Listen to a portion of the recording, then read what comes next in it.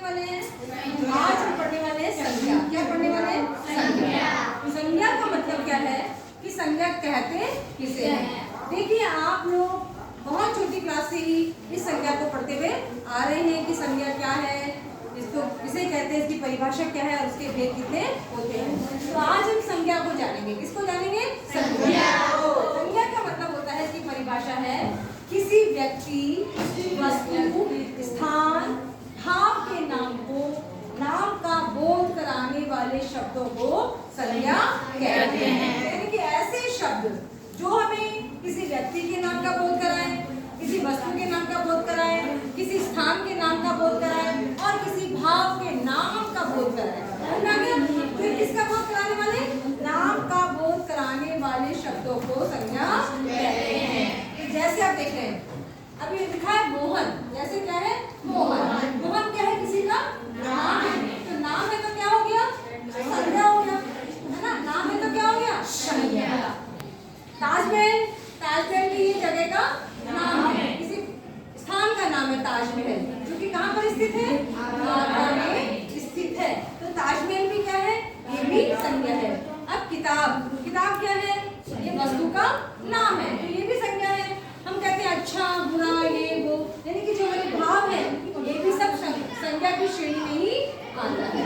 तो चाहे वो किसी का नाम है, चाहे वो किसी वस्तु का नाम है, चाहे वो किसी स्थान का नाम है, चाहे वो किसी भाव का नाम है, ये सारे शब्द जो हैं वो क्या कहलाते हैं?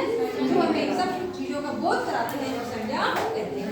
अब आप देखेंगे संज्ञा को कितने भागों में बांटा गया है? संज्ञा के 3 भेद हैं। कितने भेद हैं? कितने भेद हैं? 3। जिसमें से एक है व्यक्तिवाचक संज्ञा, दूसरा जातिवाचक संज्ञा और तीसरा भाववाचक संज्ञा। अब व्यक्तिवाचक संज्ञा, व्यक्तिवाचक का मतलब है ऐसे शब्द जो हमें किसी व्यक्ति के नाम का बोध कराते हैं। कौन से? जो हमें किसी व्यक्ति के नाम का बोध कराते हैं उन्हें क्या बोलेंगे? व्यक्तिवाचक संज्ञा। अब जैसे मान लीजिए किसी का नाम रामू है कि रामू एक अच्छा लड़का है, तो यहाँ पे रामू क्या है? रामू व्यक्तिवाचक संज्ञा है। क्या बोलेंगे हम? महात्मा गांधी हमारे देश के राष्ट्रपिता थे, तो महात्मा गांधी क्या है? व्यक्तिवाचक संज्ञा। सुमित्रा अच्छा नृत्य करती है, तो सुमित्रा क्या है?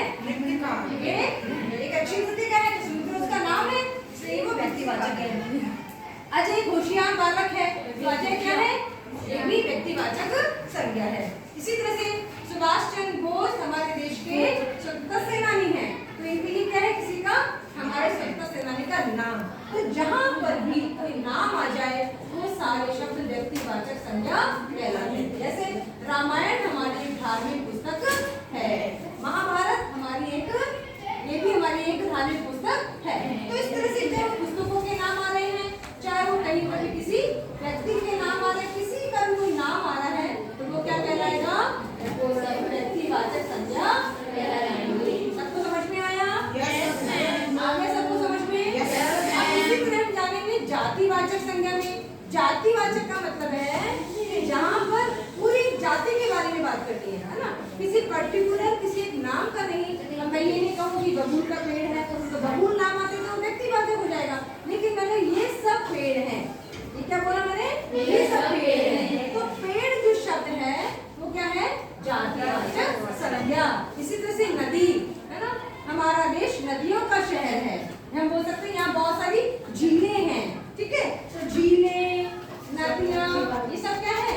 ये नदी जाति का बोध कराते हैं। समुद्र, पहाड़, विद्यार्थी, मैं बोलूँ सारे विद्यार्थी अपना गृह कार्य पूर्ण करके आना, तो मैं अगर किसी का नाम लेके बोलूँगी तो क्या हो जाएगा? व्यक्तिवाचक। लेकिन मैंने विद्यार्थी शब्द यूज किया है तो वहाँ पे सारे विद्यार्थी आ जाएंगे। तो ये विद्यार्थी जिसमें फल फूल के बारे में हो, गांव के बारे में हो, शहर के बारे में हो, तो जो हमें किसी समूह का बोध कराते हैं, क्या करवाते हैं? किसी समूह का बोध करवाते हैं, वो जातिवाचक संज्ञा कहलाते हैं। ठीक इसी प्रकार से तीसरा है भेद हमारा भाववाचक। तीसरा कौन है? भाववाचक, जिसके द्वारा हमें हमारे भाव है ना, हमारे जो अंतर में गुण है हमारे शरीर के, उनके बारे में पता चलता है। गुण के बारे में, दोष के बारे में, जैसे अच्छा बुरा, होशियार, कमजोर, है ना, या दुबला, इस टाइप का जो पता चलता है वो सब क्या कहलाते हैं? भाववाचक संज्ञा कहलाते हैं। कि रामू बहुत होशियार लड़का है, होशियार क्या है इसका? ये भाववाचक संज्ञा। संज्ञा तो है बट कौन सी वाली? भाववाचक। इसी प्रकार से कि राम एक अच्छा लड़का है, तो अच्छा क्या है? अच्छा भी यहाँ पर भाववाचक संज्ञा है। इसी तरह से अवस्था के बारे में भी हो सकता है, मतलब बचपन, बुढ़ापा, है ना। बच्चे बचपन में बहुत शरारत करते हैं या बच्चे बहुत शरारती होते हैं, तो बचपन में शरारत करते हैं या मैं बचपन में बहुत शरारती था, तो ये बचपन शब्द क्या है? ये भी भाववाचक संज्ञा है। बुढ़ापा, ये उसके मतलब रामू अपने पिता के बुढ़ापे का सहारा है ना। क्या है उनका? बुढ़ापा। तो बुढ़ापा शब्द भी क्या हो गया? ये भी भाववाचक संज्ञा में आएगा। इसी तरह से खट्टा, मीठा, नमकीन, जो भी हमारे भाव हैं, हमारे गुण दोष हैं, वो सारे भाववाचक संज्ञा कहलाते हैं। इस तरह से हम देखेंगे कि संज्ञा जो है वो किसी व्यक्ति, वस्तु, जगह, जानवर के नाम को बोलते हैं और इसके 3 तरह के भेद हैं, तो हमें इनके भेदों को समझना है। अब हम क्या करने वाले हैं? इनका वाक्य प्रयोग करेंगे ताकि वो आप खुद बताएंगे कि इनके क्या क्या वाक्य हो सकते हैं।